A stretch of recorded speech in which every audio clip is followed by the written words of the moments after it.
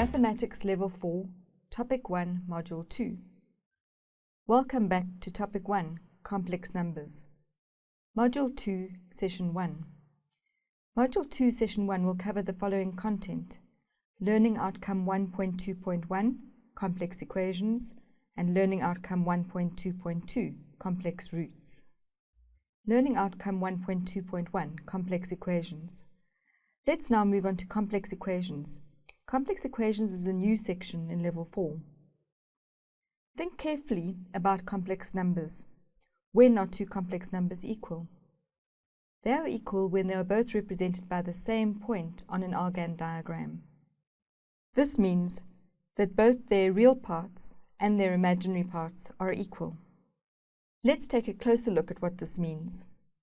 Given two numbers in standard form, let's say a plus bi and c plus di, they will be equal if a and c, the real parts, are equal, and b and d, the coefficients of I, are equal. So a and c, for each equation, the real parts are equal, and b and d, the imaginary parts, are equal. So, how do we solve complex equations? We follow these 4 steps. Step 1. Simplify both sides of the equation and write in standard form. Step 2. Equate the real parts.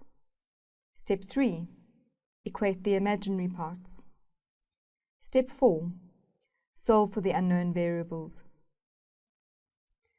Let's look at some teaching tips on complex equations. Always start out with some simple examples. For example, 2 plus 3i is equal to x plus yi, and then work up to some more complex ones. A good knowledge of simultaneous equations is required for this section, so going through some revision might be necessary. It would also be very helpful to revise all the basic operations in standard form before we start this section. The theory itself is simple, but students often struggle with this section. Spend time on this section. It's difficult and it needs more attention than the rest of the topic. The golden rule for complex equations is very straightforward and simple. The complex number on the left-hand side must be in the standard form and equals to the complex number on the right-hand side must also be in the standard form. Now what they normally do is they give one of either left or right-hand side in standard form, which means you need to apply your basic operations of complex numbers in order to simplify whatever side is not in the standard form to get it to that form. And then you can apply the rule. Let's start off with a simple example followed by a more difficult one. Let's consider the following example. Solve for x and y if. In other words, this is an example of a complex equation. And what is the tool that we're going to use when we need to solve a complex equation? If, because this is what the concept means. If a plus bi is equal to c plus di, that implies that a is equal to c and b is equal to d. What does that mean? On my left-hand side of my equation, I must have the standard form. Also on the right-hand side. So this is my first goal. I first need to look at both sides and simplify it to get it into that form. If I consider this one, my left-hand side is already in standard form, which means I need to solve my right-hand side. How will I solve my right-hand side? I'm going to make use of this tool.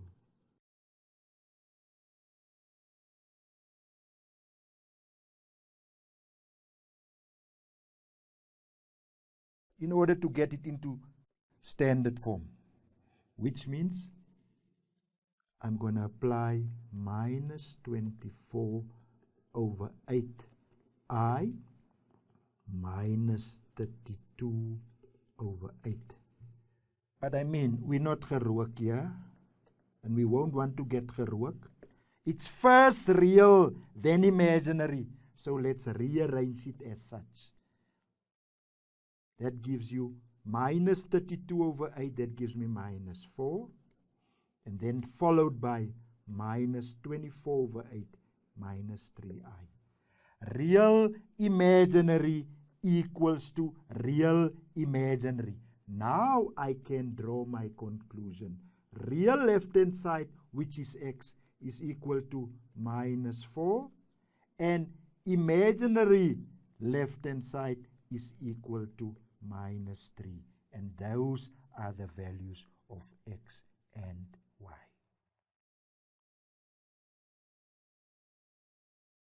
Solving identical complex numbers in standard form using simultaneous equations.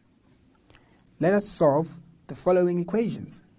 X minus yi equals to I minus 4 plus 2 plus I all over 2 minus I. Now it must be in standard form. Very, very important. Which means that we actually are not supposed to proceed with this calculation with this denominator.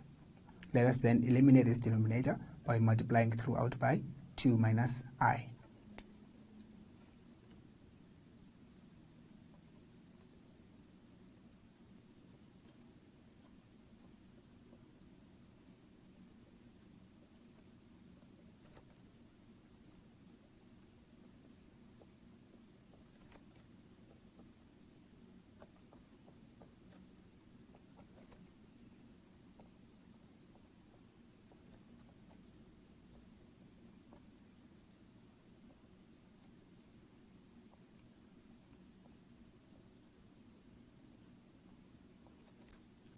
Clearly, we can see that we can eliminate this with that. Please, the answer here is not 0, but it's 1. They're identical, dividing each other, the answer is 1. So 1 times 2 plus I, it's the same exactly as 2 plus I. So do not say the answer is 0 here, the answer is 1. Okay, let's multiply throughout. I'm going to start multiplying this. Then we multiply that. Then we come with this. Same thing here. That's completed.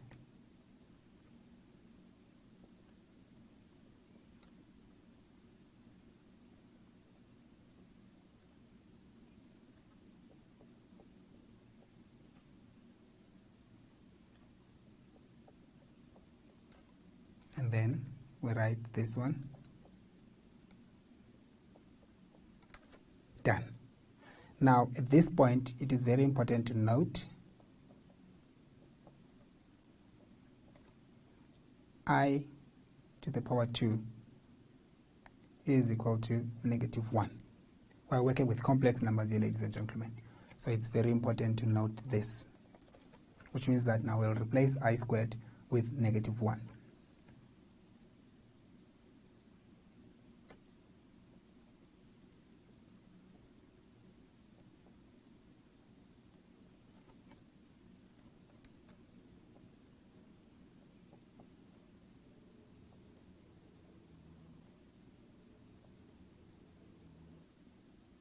Actually, at this stage, we can just say negative 1 times y, which is negative y. Negative 1, it's I squared times y, it's negative y.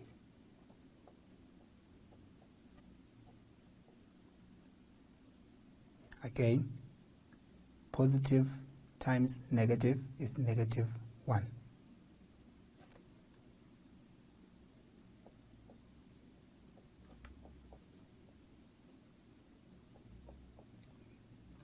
Let's then collect like terms. So the ones without x's are going to stay here, and then the ones with x and y's are going to stay on this side.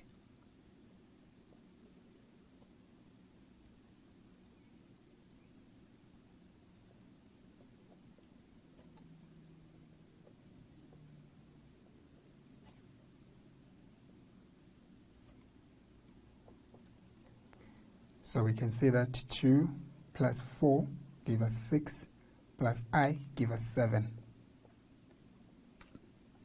We can see that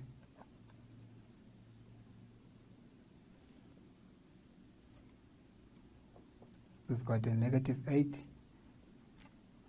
Let's just check quickly here. This is okay. That is okay. Okay, this one was negative I. Yes, this was negative I. Let's say that, because this one was positive. So this was negative I, which therefore makes this one a positive 1. Because it's negative I, so which is negative, but I squared itself is negative 1. So it's negative times negative, which makes it a positive. Where did we get negative I squared? We got it from negative I times positive I gives us negative I squared. Therefore, negative 8 plus 1 gives us negative 7. Negative 7 plus 2 gives us negative 5. Got that? Then finally, we'll group the imaginary numbers together and the real numbers together.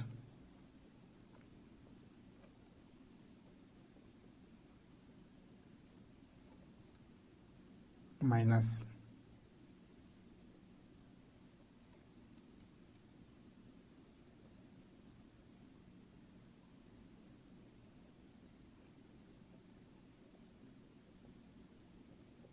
imaginary numbers together.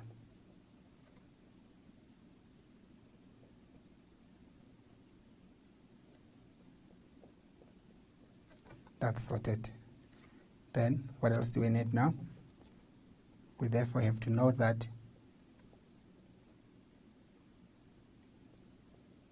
these are real numbers are equal to negative 5. Real numbers. And then this will be equation 1. We then know that negative x, negative y, actually 2y, negative x and negative 2y, yes, negative x, negative 2y is equal to plus 7. That we can note as well. Then this becomes equation 2. We can see that it can be easy for us to eliminate equation 2 from equation 1. How are we going to do that? We're going to say equation 1 multiplied by 2. Then the y section will go.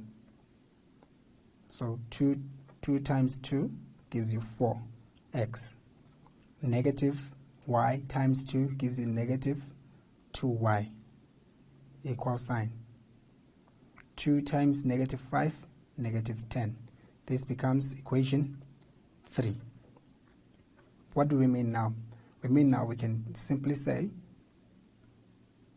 equation 2 minus equation 3. So we're going to subtract, say this equation minus this equation. So we can do that solution here. Negative x minus 4x give us negative 5x. Then negative 2y minus negative 2y. Minuses are following each other. We times them. It gives us a positive. So a negative 2y and a positive 2y, they collapse each other and be 0. 7 minus negative 10 gives us positive 17. So this then is the solution for x. The only thing left, we have to subject our equation to x, which makes it divided by negative 5 divided by negative 5. Therefore, x is equal to negative 17 over 5. We have to then substitute the value of x into, because here we used equation 2 and equation 3, we're going to go back to equation 1. Substitute into equation 1. So what does that give us? It gives us 2, which is this in equation 1, times negative 17 over 5, because that's x, minus y is equal to negative 5. I'm going to come here. Negative 2 times 17, negative 34, all over 5, minus y is equal to negative 5. We want to solve for y. We're going to transpose y to that side and bring negative 5 to this side. Therefore, negative 34 over 5 plus 5 is equal to positive y. The value of y then becomes, remember at this stage, you can take the whole thing and put it to the left and take the whole thing and put it to the right. No signs will change. It's just a normal transposing. Let's then go into our calculator. Negative 34 all over 5 plus 5 should give us negative 9 over 5, which can simplify it to negative 1.8. So what does it mean? It means that we found the value of x to be negative 17 over 5.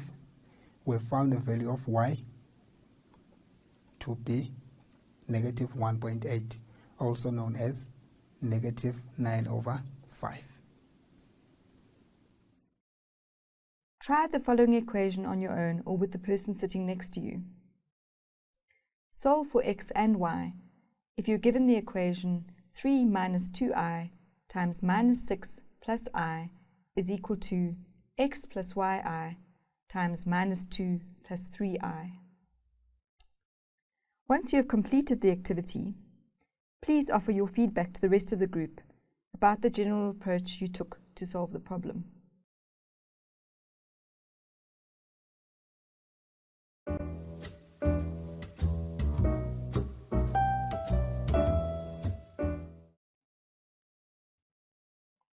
Let's have a look at a teaching tip.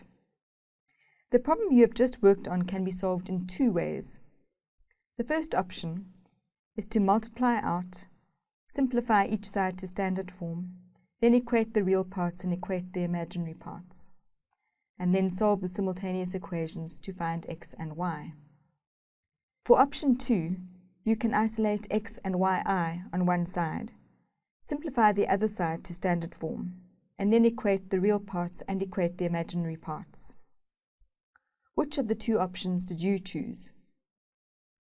Let's take a look at a video on how to solve this problem.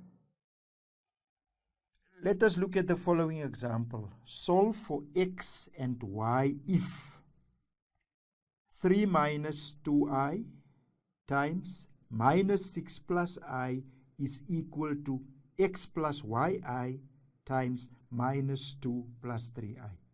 What is very important, what does this question mean? It means that we need to simplify the left-hand side to a complex number, real imaginary, equals to the right-hand side complex number, real imaginary. Now there's two ways to look at this question. We can simplify the left-hand side by removing the brackets. We can simplify the right-hand side also by removing the brackets, and then we will have two simultaneous equations. That's the one way of doing it. Or the method that I will suggest is, because we have x plus yi already on the right-hand side, therefore I will rather bring this complex number over and then simplify the combination, multiplication, division. And whatever I will then get as my real part will be equal to x, and whatever I will get as my imaginary part will be equal to y. So let's start by first writing it in standard form. 3 minus 2i minus 6 plus I over minus 2 plus 3i is equal to x plus yi. Why did I do that? Already on my right hand side, I do have my complex number in standard form, which means I just need to simplify this combined multiplication division complex number on my left hand side. Let's simplify my numerator, my top term. we're going to get 3 bracket minus 6 plus I minus 2I bracket minus 6 plus I. We're applying the distributive law over minus 2 plus 3I. Then minus 18 plus 3I plus, because a minus and a minus gives you a plus, 12I minus 2I squared over minus 2 plus 3I. And this will be equal to x plus yi. This will also be equal to x plus yi. Now let's simplify. Minus 18 plus, like terms, 3I plus 12I gives me 15I minus 2. The value of I squared is negative 1.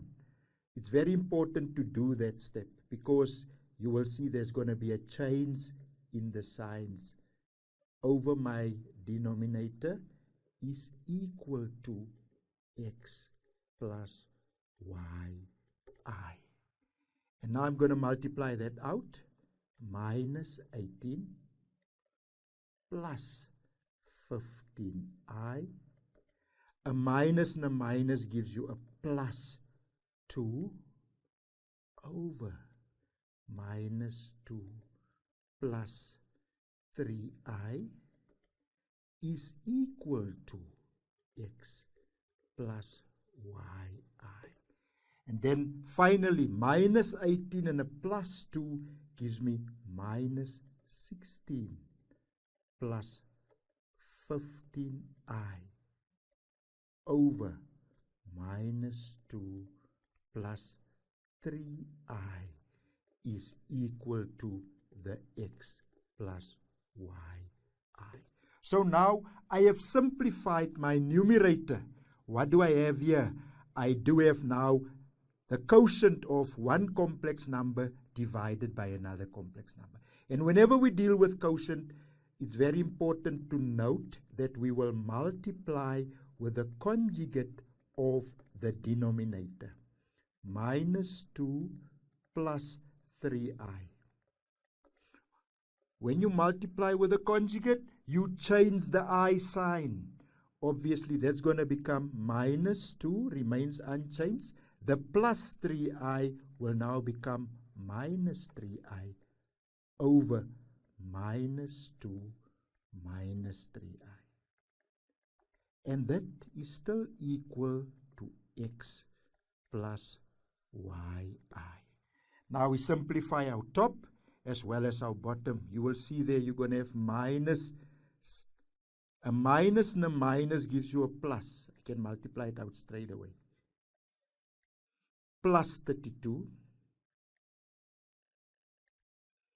A minus and a minus gives you a plus.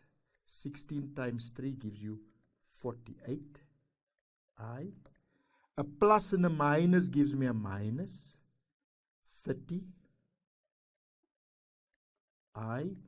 And a plus and a minus gives me a minus. 45 I squared. Over. Now we can apply the rule. A number with its conjugate, that's going to be real squared plus, because you multiply with a conjugate to get rid of your I part. So that the product of that will be real squared plus imaginary squared. And this is equal to yx plus yi. Let's continue with this problem on the other side. Now I'm going to simplify my numerator there. It's going to be 32. 48 minus 30 gives you a plus 18i. And obviously minus 45. the value of I squared is equal to -1 over 2 squared is equal to 4 plus 3 squared is equal to 9, and this is equal to x plus yi. 32 plus 18i. A minus and a minus gives you a plus 45 over 4 plus 9, it's 13, is equal to x plus yi.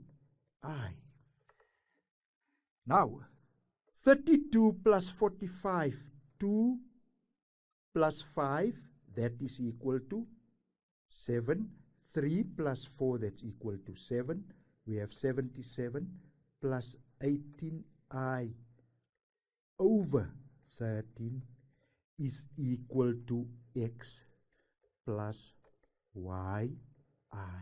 Now we need to separate on the left-hand side my real part as well as my imaginary part so that I can apply the rule. 77 over 13, that's going to be my real part, plus 18 over 13i, that's going to be my imaginary part, and that is equal to x plus yi. Now we have it in standard form. Real imaginary left-hand side is equal to real imaginary right-hand side. That implies that x, which is my real part on the right-hand side, will then be equal to 77 over 13. And it also implies that y, which is my imaginary part on the right-hand side, will be equal to 18 over 13. You can either use your calci and work out the decimal equivalent, or you can leave the answers as is. Learning Outcome 1.2.2, Complex Roots. Our final section to cover in complex numbers is complex roots. Complex roots are a completely new section in Level 4 mathematics, and they have not been covered in any of the previous levels. Pre-knowledge of factorization and of the quadratic formula is essential for tackling the complex roots section successfully. Let's have a look at a quadratic equation. X squared minus 1 is equal to 0. Solving for x, we get x squared is equal to 1, and therefore x is equal to the positive or the negative root of 1, and therefore x is equal to positive or negative 1. If we look at the graph of this equation, we can see that the roots or x-intercepts are negative 1 and positive 1.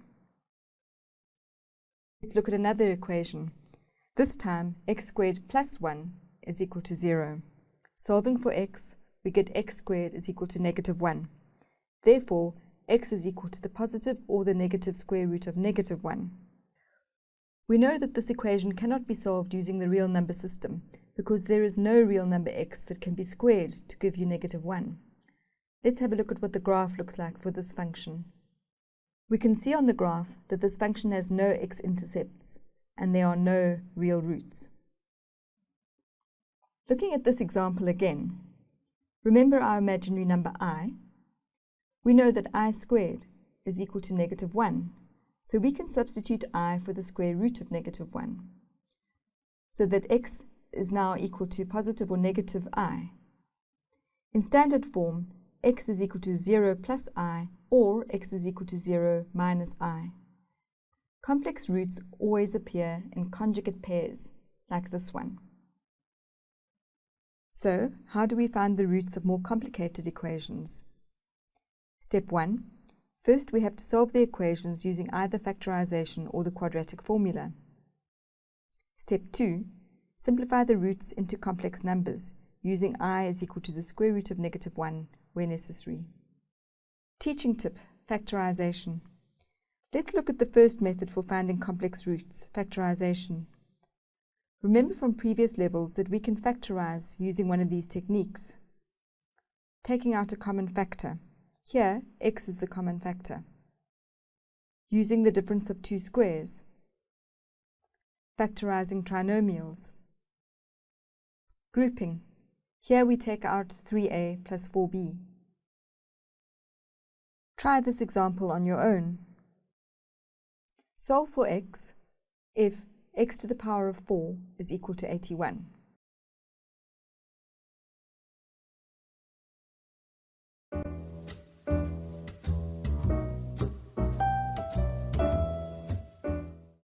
Let's watch a video of the solution. Let's look at the following example. Solve for x if x to the power 4 is equal to 81. This is an example of a complex root. In order to solve this, we first need to have a 0 on the right-hand side. So our first step will then be x to the power 4 minus 81 is equal to 0. We have two terms here separated by a minus sign. The power there is an even number and the 81 is a perfect square, so we can factorize this by difference between two squares.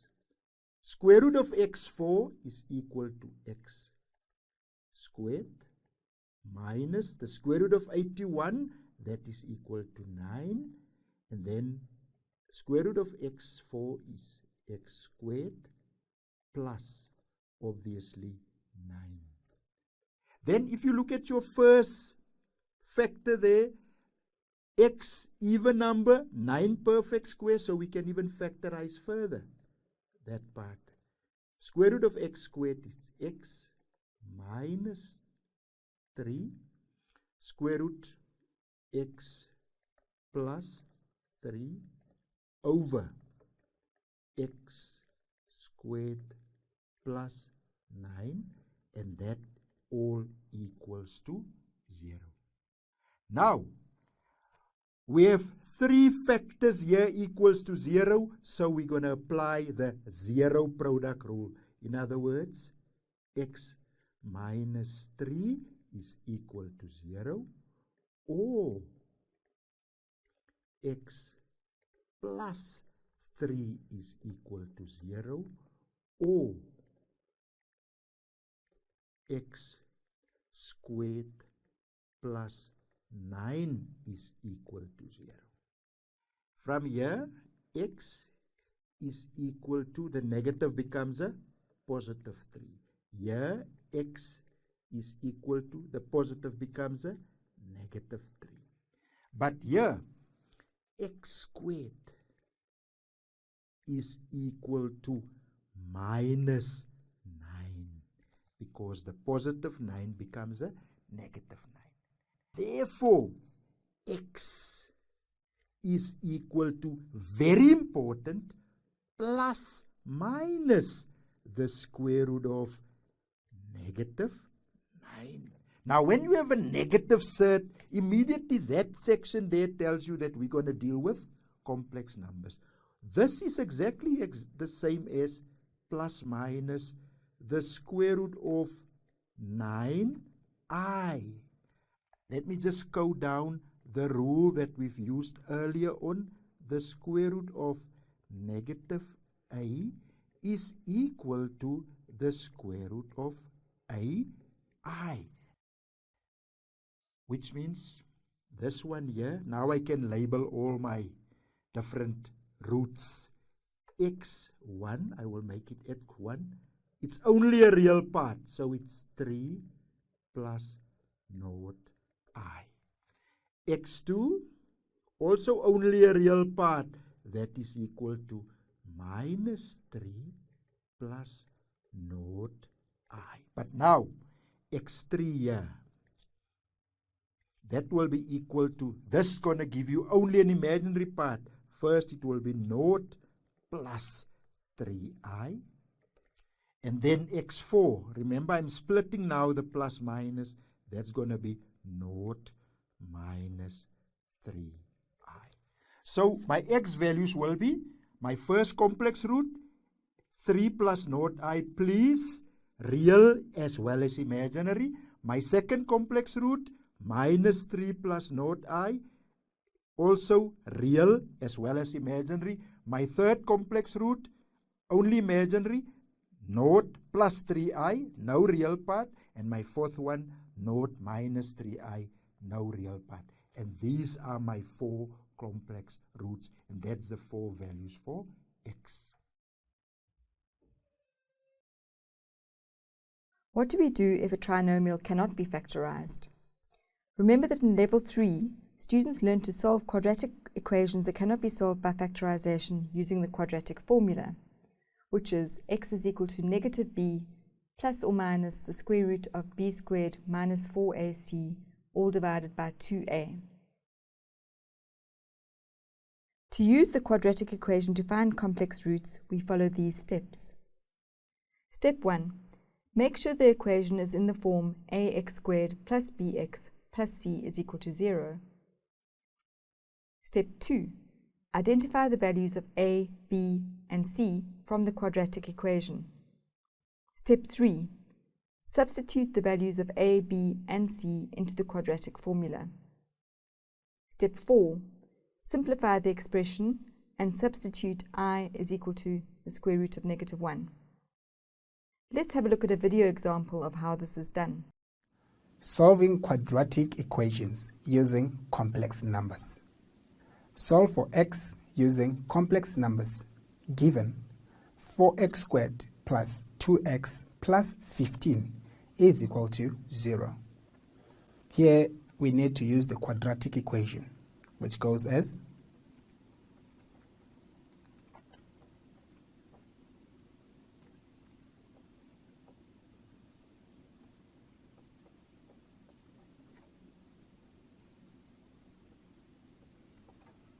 we therefore in this equation have to assign variables to a, b, and c.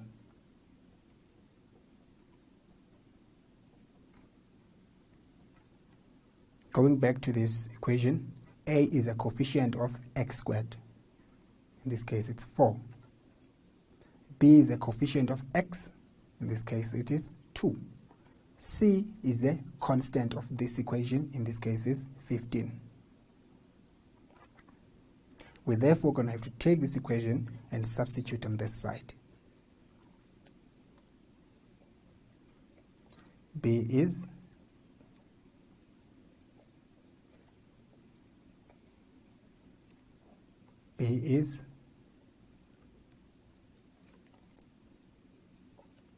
A is equal to 4.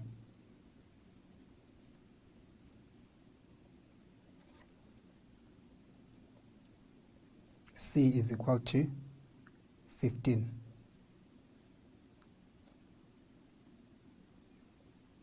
All over 2 times 4. We then have to solve this part of the equation first.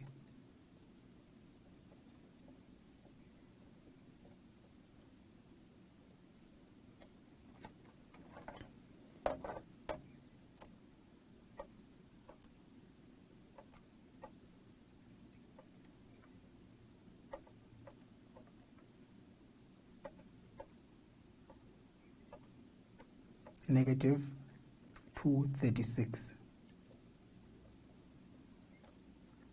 all over 8.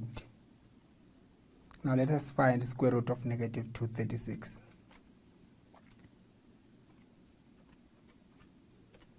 It's undefined.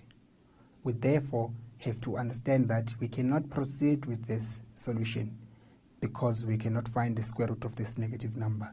That is why we have to factor in complex numbers, noting that I is equal to negative 1. I squared is equal to positive 1. If we can come back here and multiply this by negative 1, we can have a solution of the square root, which is 15.362. It therefore means that here we must say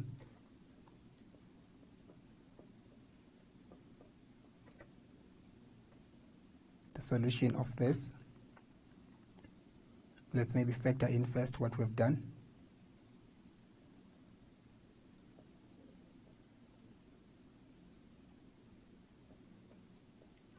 Let's factor it in like that, which therefore reads as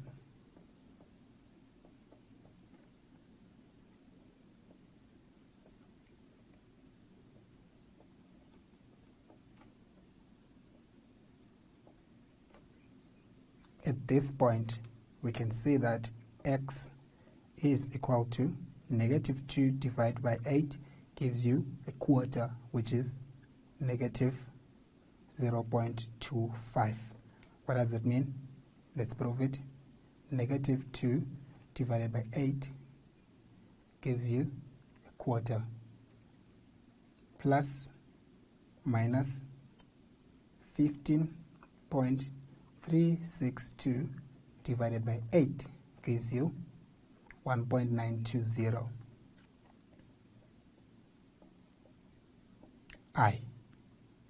What have we done now? We have solved this equation and solved for x using complex numbers. This brings us to the end of Module 2 and the close of Topic 1. Thank you for taking part.